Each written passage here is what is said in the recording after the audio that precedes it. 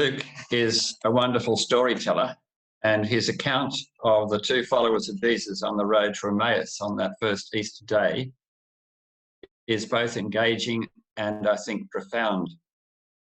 First of all, it's a story about a journey. Luke's gospel, more than any other, is dominated by the theme of the journey. It's announced in chapter 9, verse 51.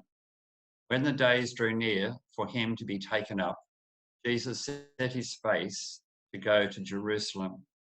And the followers of Jesus seem to be always on the road. It's on the road that they meet people and they watch the way that Jesus relates to them. They discover that the call of the kingdom of God is pressing and must not be delayed, and they watch as sometimes would-be followers of Jesus are left behind because they're unwilling to accept the rough and uncertain conditions of life on the road. When they finally get to Jerusalem, it seems that everything learnt on the journey is quickly forgotten because things don't go as planned. Their master, Jesus, the one they believed was the Messiah, who would deliver Israel from her enemies, is himself arrested, tried, and then sentenced to be crucified.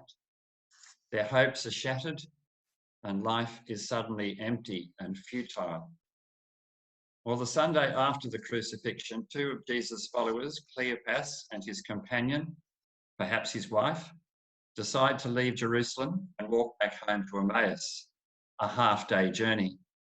And on the way, they talk about the events they've witnessed and try to make sense of it all. And they're so preoccupied with their own thoughts and conversation, they barely notice the stranger who joins them on the road. So he asks them what it is they're discussing. And they're surprised that anyone should be ignorant of the events that have so exercised their minds. So they try to enlighten him. They tell the stranger about Jesus, the prophet, and his words and deeds of power. They relate his arrest, the trial before the governor, and then his death on the cross. They conclude their sad tale with the rather wistful words, "We had hoped that he was the one who would redeem Israel." They also mention the women's discovery of the empty tomb and the vision they had of angels, but this only adds to their sense of doubt and confusion. At this point, Jesus gently rebukes them for their lack of faith and then proceeds to show them from their scriptures the things about himself. It is as though Jesus takes a key and opens the door of their minds to reveal things they've never been able to understand before. The journey continues, but they're so engrossed in what Jesus is saying that they would happily have kept walking on forever. It's a journey from despair to discovery, and it is an experience, I think, that has resonated with many throughout the centuries. In the midst of times of doubt or despair, suddenly Jesus draws near to us and joins us on the road, unannounced and often unrecognised. Ernest Shackleton was one of the great explorers of the Antarctic. In 1914, he led an expedition in his ship, the Endurance, which became stuck in the ice and was finally crushed. He led his men by sledges and boats across the ice to Elephant Island, from where he and 5 others made a perilous voyage in a lifeboat across 1,200 kilometres of stormy sea to South Georgia.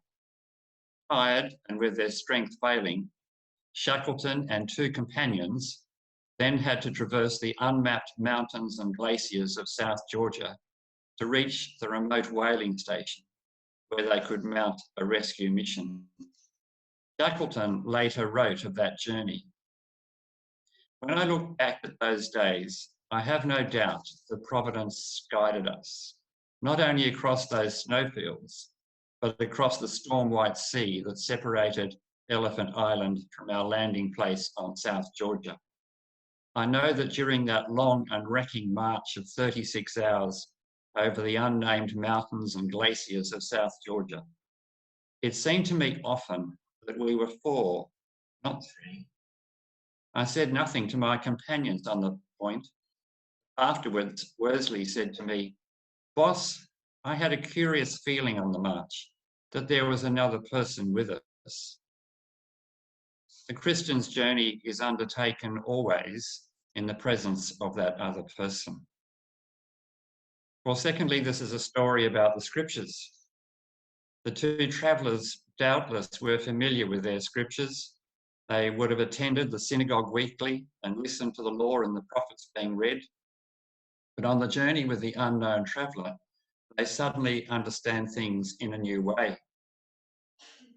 So why do we read the Bible today? There are lots of reasons to study the scriptures.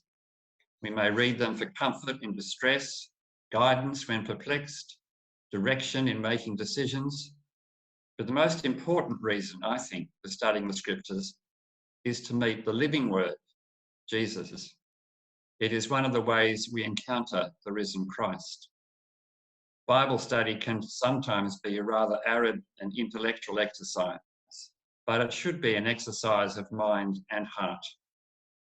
If when reading the Bible you have felt what John Wesley described as having his heart strangely warmed, then you too have experienced something of what the travellers felt on that road to Emmaus. And thirdly and lastly, this is a story about hospitality. Stay with us, they say to Jesus, because it's nearly evening and the day is almost over. And the stranger agrees to their invitation and they sit down to a meal. But suddenly the guest takes the role of the host. Jesus takes bread, blesses it, breaks it, and gives it to them. I'm very grateful that I grew up in a family that practiced hospitality and in a home where bread was always blessed. Breakfast, lunch, and dinner, we always said grace. It taught me that every meal was an occasion to remember and invoke the presence of Christ. The narrative of Luke's gospel is punctuated by meals. Meal after meal is described, and during meals, the disciples learn new lessons. It's been said that Jesus seems to eat his way through the Gospel of Luke. During meals, barriers are broken down, enemies reconciled, and outcasts are welcomed. Luke tells us that it was in the breaking of the bread that their eyes were opened. The couple at Emmaus have their eyes opened to a new reality, a new day. For the risen Christ stands before them, the first fruits of the new creation, where death is defeated and life eternal is offered to all. The scriptural teaching and the meal go together. The word explains the sacrament, and the sacrament enacts the word and makes it real for the disciples. We too are invited to know Jesus in the breaking of the bread. From earliest times in the Christian community, this became the central symbolic act of Jesus' followers. Every Sunday, Christians around the world obey the words of Jesus when he said, "Do this in remembrance of me." In this sacrament, word and symbol are joined together. But for the Christian believer, there's a sense in which every meal is sacramental. The early Christians not only joined in the sacrament of the Eucharist, but they fed the poor and the destitute, a practice we have maintained throughout the centuries. So the Road to Emmaus story, I think, gives us a model for our own Christian journey.